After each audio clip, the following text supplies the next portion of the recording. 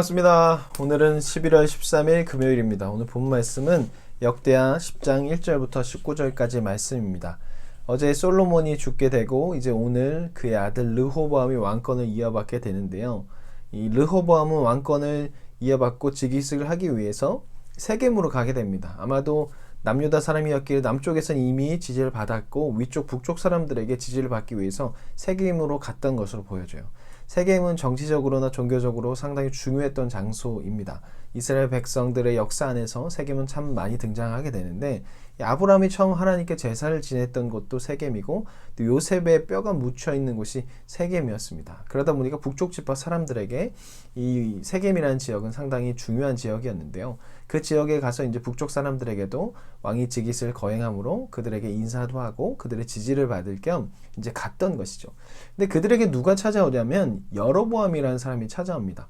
여로보암은 솔로몬의 신하 중 한 명이었는데 솔로몬의 그 정책에 반기를 들었던 걸로 보여져요. 그래서 그로 인해서 결국 솔로몬을 피해서 애굽에서 머물고 있었는데 솔로몬이 죽었다는 이야기를 듣게 되고 그 이야기 이제 백성들이 전해줘서 백성들이 불러서 여로보암이 이제 북쪽 지파의 대표로서 르호보암을 만나게 되는 것이죠. 그 르호보암에게 이제 이야기하는 겁니다. 당신의 아버지는 우리를 너무나 힘들게 했습니다. 과도한 노동을 세금을 착취하고 과도한 징병으로 인해서 결국 우리가 너무 힘들었으니 그것을 좀 가볍게 해 주십시오 라고 그렇게 이야기를 하게 돼요. 근데 이 이야기를 듣고 르호보암이 이제 고민에 빠지는 것이죠. 어떻게 하는 것이 좋은 것일까? 이제 막 갔는데 자칫 잘못 보이면 문제를 벌이킬 수 있고 또 자칫 잘못하면 또 무시를 당할 수도 있으니까 이 문제를 가지고 3일 동안 좀 고민하겠다 해서 3일 후에 다시 오라고 그렇게 이야기합니다. 그리고 그 사이 이 원로들과 아버지 솔로몬과 함께 했던 원로들에게도 이것을 조언을 구하고 또 자신과 지금 함께하는 젊은 신하들에게도 조언을 구하게 됩니다. 그때 원로들은 가볍게 해 주십시오. 그러면 그 사람들이 당신의 말을 계속 들을 겁니다. 라고 그렇게 이야기를 해줍니다. 그리고 그의 젊은 신하였던 사람들은 그렇지 말고 더욱더 강력하게 이야기하라고 그렇게 이야기를 합니다.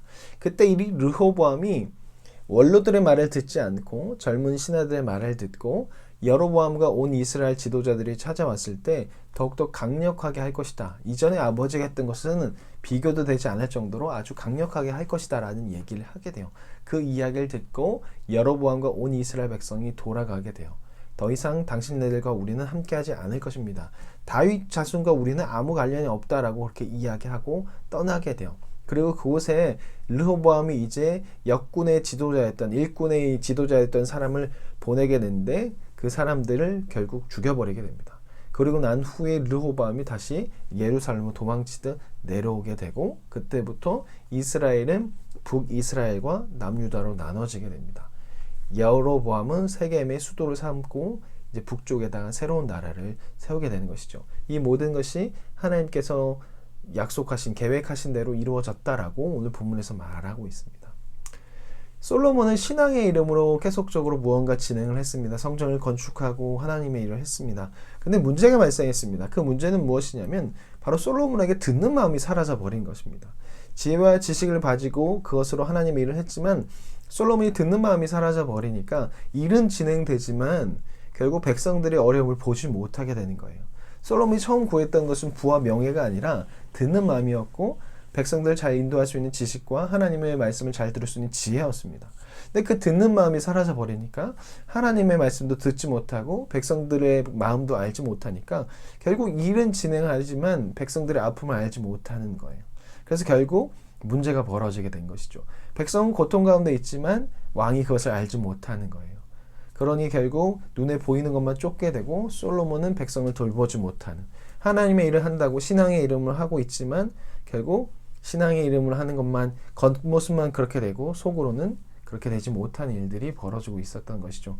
우리 삶에도 마찬가지입니다. 우리가 교회 안에서 리더를 맡거나 또 교역자로 또 여러 가지 리더로서 활동하다 보면 하나님의 이름 분명히 합니다. 그런데 우리가 듣는 마음이 없어져 버린다면 같이 하는 구성원들과 성도들의 마음을 알지 못한 채 하나님의 일을 그대로 진행한다면 일은 진행될 수 있지만 결국 상처만 남고 그 다음번에 일은 더욱더 점점 어려워지게 되는 일이 벌어지게 될 것입니다. 하나님의 일을 할 때 중요한 것은 듣는 마음입니다. 하나님의 말씀을 들을 수 있는 듣는 마음, 또는 함께 한 일을 진행하는 성도들과 구성원들에게 그 마음을 알 수 있는 듣는 마음이 필요합니다. 그것이 사라져 버린다면 아무리 일이 잘 진행된다 하더라도 결국 그 일은 좋은 일이 되지 못할 것입니다. 르호보암은 그것을 갖지 못했습니다. 솔로몬은 처음 시작에 듣는 마음을 지혜와 지식을 가지고 시작했습니다. 하지만 지금 르호보암은 듣는 마음이 없고 지혜와 지식이 없는, 지혜가 없음을 가지고 시작하게 됩니다. 그러고 인해서 처음부터 선택을 잘못하게 되고 르호보암이 시작하자마자 결국 나라가 분열되게 되는 것이죠. 듣지 못함의 결과는 결국 분열입니다. 하나님께서 분열을 통해서 잘못된 것을 알게 하시고 결국 이것을 깨닫게 하기 위해서 나라가 분열되게 하셨는데 이것을 르호보암은 보지 못하게 되는 것이죠. 솔로몬도 듣지 못하게 됐고 르호보암도 듣지 못하게 돼서 결국 나라는 분열되게 됩니다. 교회 안에서 계속 분열이 일어나는 것은 서로 듣지 않기 때문입니다. 상대방의 이야기를 듣지 않게 되고 상대의 마음을 이해하려고 하지 않고 교역자 성도 간의 문제도 결국 이런 것에서 발생하게 됩니다. 수많은 교회 문제는 결국 듣지 못하기 때문이 아닐까 생각합니다. 교역자가 하나님의 말씀을 듣지 못하고 성도들의 말씀을 듣지 않고 성도들도 역시 하나님의 말씀을 듣지 못하고 교역자의 말을 듣지 않으니 결국 서로 듣지 않게 되고 위로도 듣지 못하고 수평적으로 듣지 못하니 결국 문제가 발생할 수밖에 없는 것 같습니다.